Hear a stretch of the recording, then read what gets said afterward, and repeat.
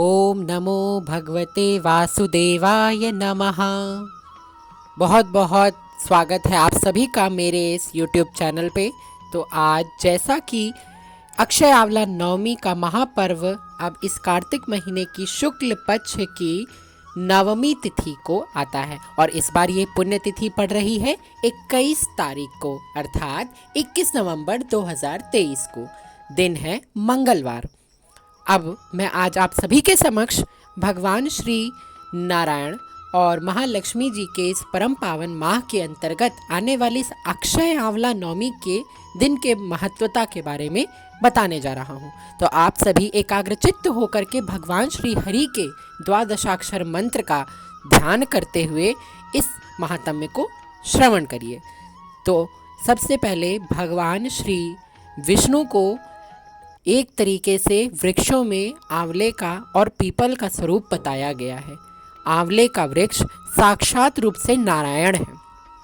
नारायण होते हुए भगवान श्री विष्णु के पास असीम शक्तियाँ व सभी प्रकार की सिद्धियाँ भी हैं।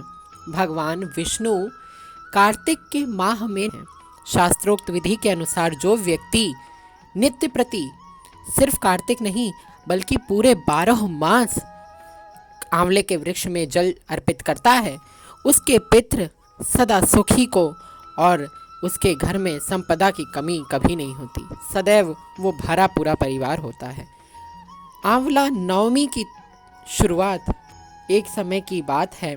महालक्ष्मी मैया ने एक स्थान पर विचरण करते हुए ध्यान किया कि वो वहीं पर भगवान शिव और भगवान श्री हरि यानी अपने पति और भगवान शंकर का एक साथ पूजन करना चाहती हैं।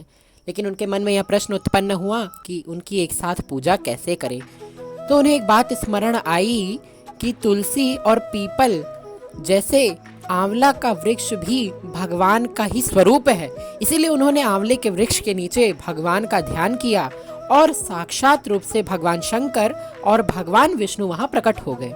दोनों ही देवता जब वहां प्रकट हुए तो महालक्ष्मी माता ने उनका पंचोपचार विधि से धूप दीप गंध अक्षत नैवेद्य से पूजन किया।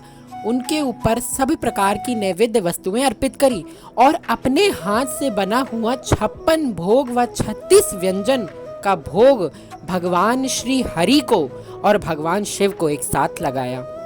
इसीलिए भगवान शंकर और भगवान विष्णु दोनों की इस दिन इस वृक्ष के नीचे पूजा करनी चाहिए।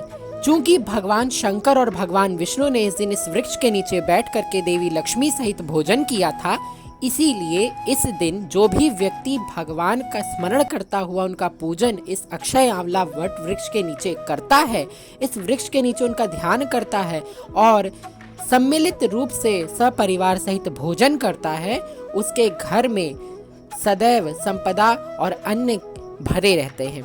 साथ ही आप ये बात भी जान लीजिए कि उसके किए गए उस दिन का तप दान पूजा यज्ञ हवन भोजन भी अक्षय हो जाता है और आंवले की छांव में बैठा हुआ व्यक्ति जब भोजन करता है तो वह भोजन अमृत के समान हो जाता है।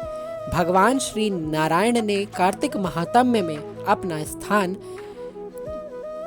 आंवले के वृक्ष के नीचे बताया है। तो ये है आंवले के वृक्ष की महत्ता और आंवले के वृक्ष का पूजन व्यक्ति को कार्तिक के माह में विशेष रूप से करना चाहिए। इस दिन आप भगवान श्री विष्णु के निमित्त दीप दान करें। नवमी है तो 9 दिया अवश्य जलाएं। यह आपकी मर्जी है कि आप उसमें तेल घी जो भी आपकी यथाशक्ति हो उससे आप दीप दान करें।